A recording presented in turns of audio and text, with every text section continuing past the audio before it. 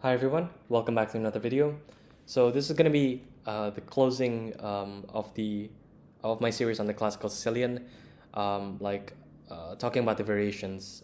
So hopefully, if there are any corrections that I can make, then I will make videos on that. But for the most part, this is going to close the entire repertoire recommendation. So we're going to be covering a lot of moves here from the six moves that white can throw at us. There are many moves here, such as f4, h3, the tricky knight d5, something simple like knight b3, bishop b5, which is quite reasonable. There's also the insane move rook g1, and also pushing the pawn to a3 or a4. And yeah, we're just gonna talk about those positions. I don't want to make this too complicated, so if there are critical variations, then I will try to give the line. But for the most part, I just want you to understand how to play against those positions, not to panic, and to treat the position optimally based on what it demands. So we're not gonna play passively and give white a slight edge, because all of these moves, I think, we have to immediately take the opportunity to try to punish it, quote unquote, because they're not the best choices for white. So in this position, f4 is possible. And here we can go to dragon setup, but typically I'm not quite too thrilled about, for example, allowing, okay, let's just say allowing white to play queen d2 and castles long, and we're gonna get attacked here with g4 or something like that. I mean, this is not optimal for white, trying to get this dragon setup against our Classical Sicilian, but in general, I just want to try to avoid it if I can. And so here the most forcing move is to play the move e5 here.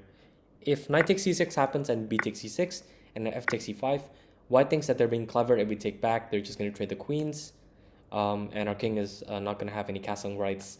So here we can play the move knight g4, and we're just going to take on e5 with the knight back, and we should be very happy here. For example, bishop e2, knight e5. Our knight is very centralized here. We can play bishop e7 and bishop e6 next, and quite a fine position. But if they take on d6, then after bishop takes d6, this looks terrible for white. We have already so many pieces developed, and they're aiming at the white king side. So white is already in quite some trouble here. And if they don't take on c6 and play knight f3, then I like playing the move bishop e7. And against fe5, okay, we just take back with the pawn. We don't mind the queen exchange. We can play the move bishop a5 here, for example. We're not going to immediately take on c3, but yeah, I mean, it's an idea possibly to take on e4 as well. But we're just going to get our king safe first with castles. So that's possible. But here, bishop d3 is interesting. And if we just castle, then I think we're giving white too much here. I mean, this doesn't look... this looks playable for black, but we can do more than this. And so here I recommend the move queen b6. We immediately prevent white from castling, and for example, queen e2 seems the most natural to play bishop e3. But note that the pawn on b2 is actually under pressure, and so white cannot play bishop e3 even after this queen e2 move. And so after we just castle, queen f2 is possible. Trying to trade the queens and get the king to safety by castling manually. And so here we just take on f2, king takes f2 and knight g4. And after king g3, we play the move knight b4.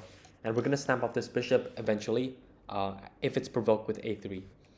Otherwise, white is going to have to waste another tempo here. So for example, h3, then we play knight f6. And if fe5, de5, white cannot take on e5 because of bishop d6 with a pin. And for example, bishop f4, knight h5, king f3, knight f4, king 6 f4, and f6. We're winning this piece on here. So the pawn is untouchable on e5. And so here, bishop e3 is possible. We just play bishop e6 with the same tactic. We're just developing here. The bishop looks great on e6. And after rook h to d1, we play rook fc8 because the action is going to happen on the c file here. At least that's what we're expecting. And after a3, we take on d3, cd3, and play knight d7. We defend our e5 pawn here, and for example, sample line could go d4, e takes d4, knight takes d4, and we play knight e5 here.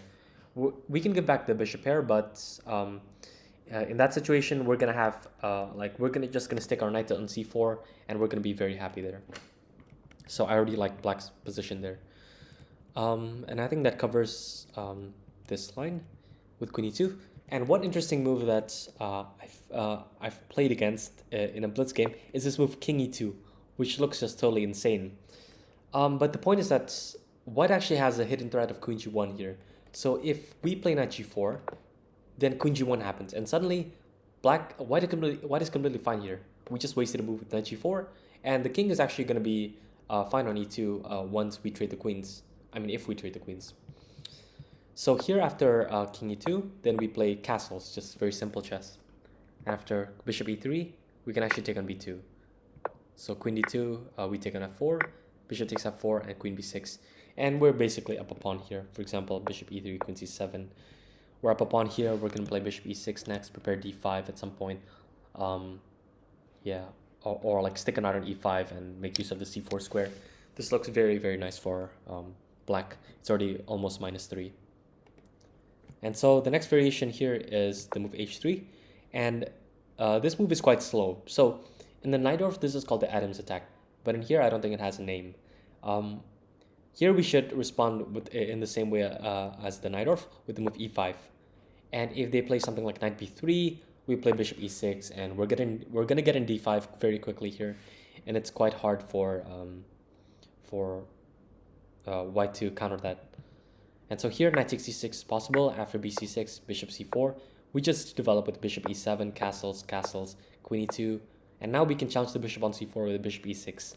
If they take on e6 and f e6, we're eventually gonna play like queen c7, bring the rook to rook f to e8. Maybe we can play h6 first to prevent bishop g5, and we're eventually gonna push the d5 move once our e5 pawn is well defended. So that's quite nice. But if they play bishop b3, which I would expect for most people, then we can play the move h6 here, preventing bishop g5. And after f4, we play knight d7. And noting that if they take on e5, then we can take with the knight, and our position is quite active with the knight on e5. And if they close up the position with f5, then we take on b3, ab3, and a5. So I don't necessarily think that a5 is like completely necessary. I mean, we can play knight f6 immediately, but a5 is just like is a nice move to include. We generally want that. But the position is very closed, and we can play queen c7 next, knight f6, rook e8, and eventually, like for example, bishop f8 and d5. That's a very possible idea. Or immediately d5, because yeah, I mean, the e5 pawn is like untouchable in some lines with the rook on e8, and like after, I mean, if you can just imagine, we exchange here, and like white already has a rook on e1 and they take on here, then we have the bishop c5 check resource. Okay, I mean, I'll probably just show this line as an example. Queen c7, let's just make a bunch of random moves here. Okay, rook 81. Yeah, and then like knight f6. Let's just make a random move here. Like king h1, then I think okay, no, not king h1, but let's say rook b1. Then we can break with d5, because if they take and take on here, then we have bishop c5 check, just winning the queen. So that's nice to know. I mean, it's unrealistic, but I mean, you could think of some situations where that could happen. Okay, and so that covers this line, I think, with knight 66. And so let's cover knight e2, which you typically see in the Adams attack. And here we just play bishop e6. I mean, we're going to get in d5 next. For example, g4, we can play d5. After ed5, knight d5, bishop g2, knight c3, knight c3, queen d1, knight d1. We play the move h5 here, and notice that the pawns are overextended, and we should have a big advantage here. And so that covers knight e2. Let's cover knight f3. So we can play bishop e7 here, and we can actually interestingly transpose to the bishop e2 line with, after this, play h6, castles, castle, rook e1, bishop e6, bishop f1, and we've already covered this position in the bishop e2 variation, where I recommend the move queen d7. Brian Smith also recommends queen d7. There's also the drawish queen a5, and yeah, there are many details in that position. So that could transpose actually, but white can choose bishop d3 here, and after that we can just castle, play bishop e6, just preparing d5, and if knight g5 we play h6. We don't mind the double pawns on the e file. We're eventually gonna get in like d5 or like knight b4 in to win the bishop, and we are quite happy. And against bishop c4, which is the most active, we can just we can just play bishop e6. Excuse me, I forgot my own recommendations. And if queen e2 happens, then we can just play rook c8, bishop e3, h6. We're gonna play knight e5 here eventually, or yeah, we're just gonna get knight e5. Or if white decides to take on e6, then we're gonna get our pawns rolling eventually.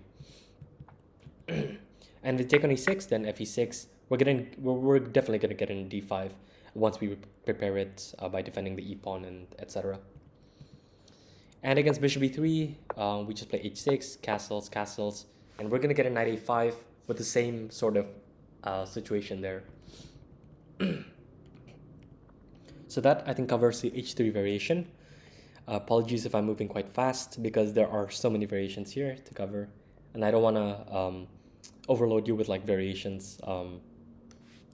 I just want you to hopefully get a feeling of what to play against these lines. There's this knight d5 move, which I first found out by I think GJ Chess, like an Indian chess YouTuber, who has like many traps, like videos dedicated to opening traps, and this is one of the lines that he recommends in the Classical Sicilian. But I think that is just actually a bad variation, but there are some interesting tricks that you need to know. After we take on d5 here, e takes d5, we can actually win the pawn with queen a5. And after bishop d2, queen takes d5. The idea is to play knight b5 and try to head to c7. And at first glance, this looks very, very dangerous. I mean, if we play king d8, I mean, that's just terrible. And so we have actually the interesting maneuver here with queen e6 check, bishop e2, and queen d7. And the point is that now, I mean, white cannot play knight c7. Pretty simple.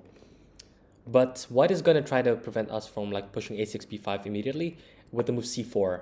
And once we kick the knight, for example, after e6, and let's just say castles, and we push a6 here, for example, then I think this is already a mistake, because the idea that white has is to play knight c3, knight e4, knight b6, and this square is very, very weak. That's what we want to avoid. So we want to delay a6 as long as possible. Unless white decides to put a bishop on c3 and does not give himself the opportunity, or him or herself the opportunity, to retreat the knight back to c3 to make use of this maneuver. So, for example, here bishop c3 is like one of the lines recommended by the engine, and after which we can play a6. And so now the knight cannot retreat to c3, and white is just out of tricks here. For example, knight e4, we just play bishop e7. Okay, I mean knight c6, queen c6, bishop f3. We're attacking g2, so this is the best line. Bishop f3, queen c4, bishop g7, rook g8, and bishop c3. We just play rook b8. We're gonna prepare like b5 or like bishop d7 also. And if rook c1 happens, then we don't need to take on a2 here. It's quite dangerous. We just play bishop d7 with a very nice position. And so that's against knight e4. Against knight a3, I mean, this doesn't change the situation much. We can just play d5 here, liberating our position. Take on a3, b3, castles. I think this is the simplest way. I mean, white still has the bishop here, but I mean, we can just close it up with d4, for example. So, yeah, I think that covers it. Oh yeah, it's except this one thing. So, if white decides to play bishop c3, then again we play a6, noting that the knight cannot retreat to c3. But if they castle here, then we play bishop e7. And the most testing line I found is bishop f4. Just attacking d6 and adding pressure to the c7 square. And so here we need to play e5. It's not ideal, but it's not ideal that we give up the d5 square, possibly allowing for knight c3, knight e5. But this is absolutely necessary. So after bishop e3, we just castle here. And for example, if knight c3 happens, I think, yeah, something like king h8, or the engine already recommends b6 here, which I actually quite like, with the idea of bishop b7. And now that we didn't weaken the dark squares here with like a6, we are like completely fine here, and we're just up a pawn. So that covers the move knight d5. Let's cover the move knight b3. So in here, knight b3. And there is absolutely no reason that we can, we need to play e5 here. So here we just play g6, And if white decides to go for bishop e3, queen d2, f3, like try to like essentially trick us to playing a dragon, then I want to recommend a system that does not require a lot of theory, which is after bishop g7, queen d like f3 to prevent knight g4. Obviously, we could play castles and okay, I mean we enter dragon territory here, which I don't particularly like. I just recommend bishop e6 here, where we just immediately prepare d5. After queen d2, we break with d5, and Carlsen has chosen this against Anton Guijaro. So after e5, knight d5, knight d5, queen d5, queen d5, bishop d5, castles, bishop e5, a6. If they take on c6, then we just have the bishop pair. So bishop e2 and h5 here are like preventing any g4 ideas, and our position is very healthy in the middle game. We avoid all of like the serious dragon theory, and so we should be quite satisfied here. And instead of bishop e3, there's a move bishop g5, but the bishop doesn't particularly belong here on g5, unless we are forced to, unless white like takes on f6 and damages our structure. This move doesn't make much sense. So after bishop g7, bishop e2, castles. I don't see how useful this bishop is on g5. I think I would prefer it to be on e3, and so we should be quite satisfied there too. And in this position, there's also the move bishop e5, which people who don't want to enter theory can choose this move. I think it's quite reasonable actually. White still objectively has a small edge, but I think after bishop d7, okay, we can see bishop e3. We just play g6. We can get a fine setup here. For example, f3, bishop g7, queen d2, castles, and rook c8. So MVL chose this against Carlsen in 2021 also. And I really like this system. So like, even though we get it looks like a typical dragon, but the bishop is on b5 here, which at some point could be quite vulnerable. For example, the engine recommends bishop takes c6 here, and after bc6, play bishop h6. But I think we can just take on h6 and actually play e5 here. After knight b3, play queen e7. And there is absolutely no attack here going on with the knight on f6. And actually the c6 pawn prevents any tactics with knight d5. So this is like a very nice position. After h4, we can break immediately with d5. If they take on d5, then we play c takes d5. Let's say knight d5, d5, rook d5, and bishop e6 with typical compensation here, like rook e5. I think, yeah, there's even the crazy move rook c2, king c2, and bishop e3 here. So we should be happy to go into these complications as long as we know the key ideas. And here I've analyzed h5 here, but actually we can close the center with d4. After knight e2, play c5. We're gonna get a massive attack here with c4. So yeah, c4 is probably something that white needs to play, but something like, I don't know, yeah, I like a5 here actually, just trying to push a4, and if knight a4, then we can play rook a8, picking up the a2 pawn. So that's possible against bishop takes c6, but the move played in this game is bishop e2 that Carlsen chose, and I really like this solution that MVL decided to go for, which is play the move a6. To play the move a6, after king b1, play b5, so we get typical counterplay, and after g4, MVL takes on d4.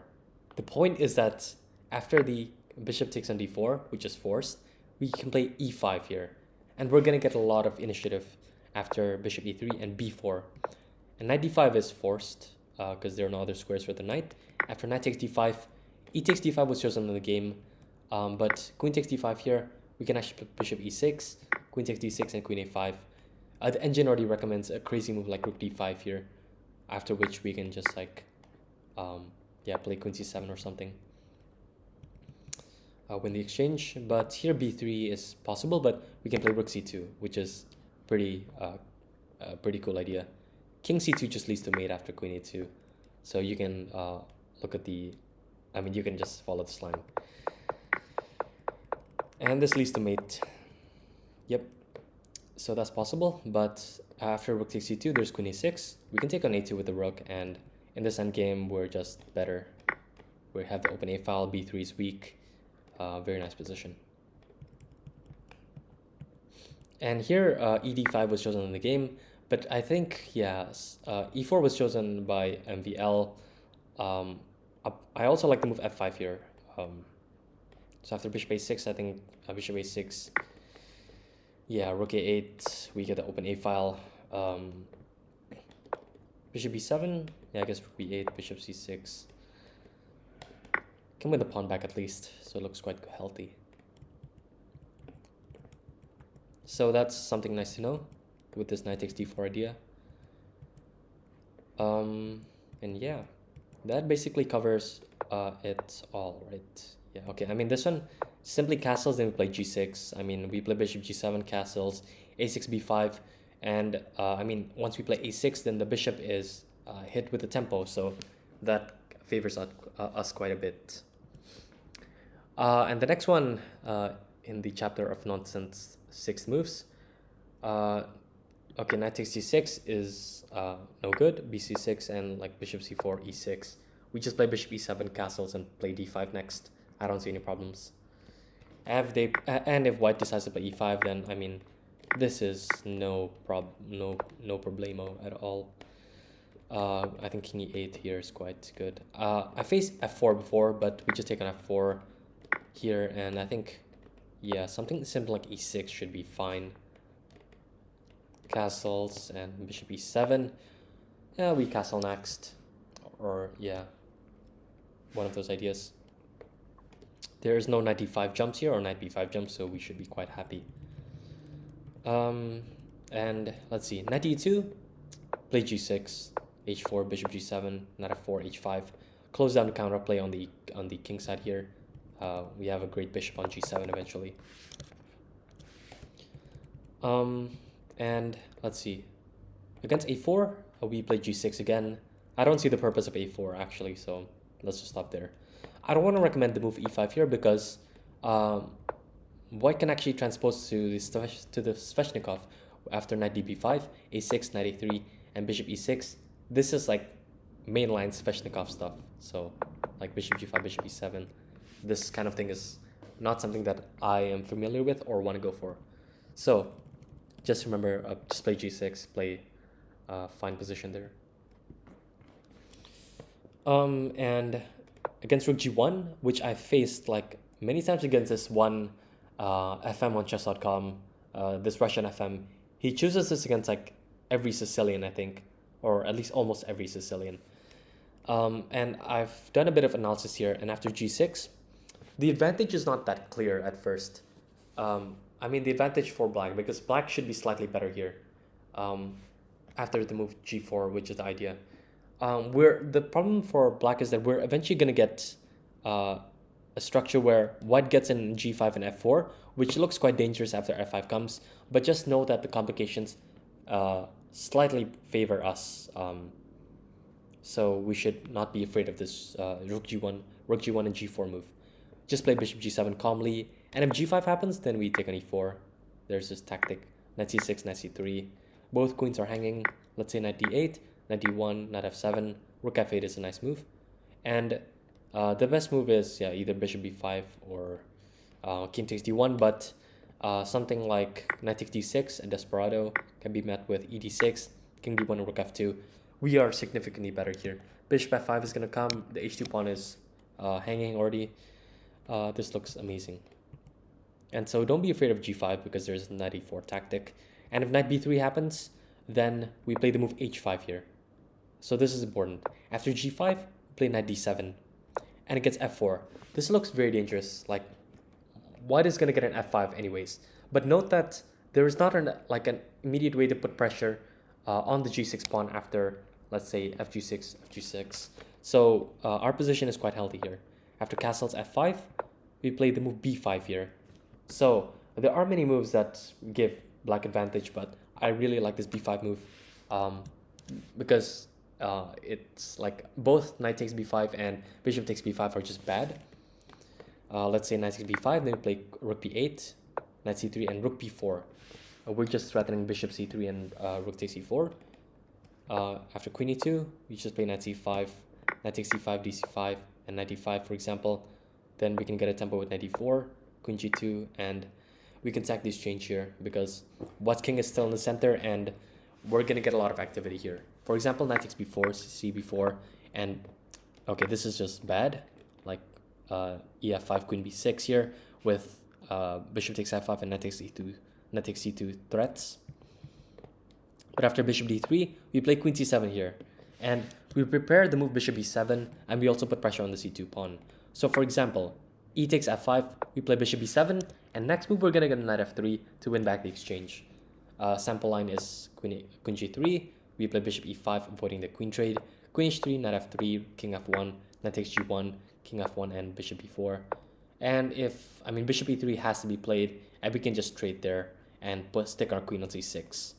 For example, here, I think, yeah, queen c6 is the only move to keep the advantage going. Very nice position here. We can, I think, win the rook also in the corner. So that looks very good. But if they play king f1, then again queen c6, and we're completely winning here. So the complications like favor us by a lot in this line with knight takes b5. Just remember rook b8 and rook b4. That's a nice idea. And against bishop takes b5, we just play queen b6 and rook f1, bishop c3. The bishop is gonna go away pretty soon. And against a3, just play a5. Same tactics go, I think, for knight b5. Okay, we can even include the move a4 here, and this is a very tough situation to be in. I think queen b6 is good enough. But there are probably other better moves like rook b8. Yeah. So, let's say bishop e3, then play b4, a b4, knight b4, queen e2. Let's play d5 here. Just break open everything. The king is still stuck in the center, and we should be winning here. And against bishop d2, okay, a4, anything is good here. I don't need to mention all of the variations, but this looks very, very nice. So yeah, that covers the most aggressive variation here with rook g1 and g4. And so let's cover the last move, which is a3. Simple enough, we play g6. What does a3 do? I really have no answer to that question. We play bishop g7, castles next. We can play, eventually prepare the move d5 in the Sicilian, then we're going to be very happy there. And that's going to conclude this video on the sixth move.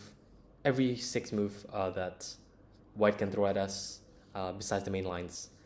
I doubt that you're going to face these moves often, but it's very nice to know because some guys like to throw these surprise weapons out there, especially in faster time controls. So it's very nice to know. I hope you enjoyed this video. Don't forget to like and subscribe, and I'll see you guys next time. Stay safe and have fun playing chess, everyone. Bye bye.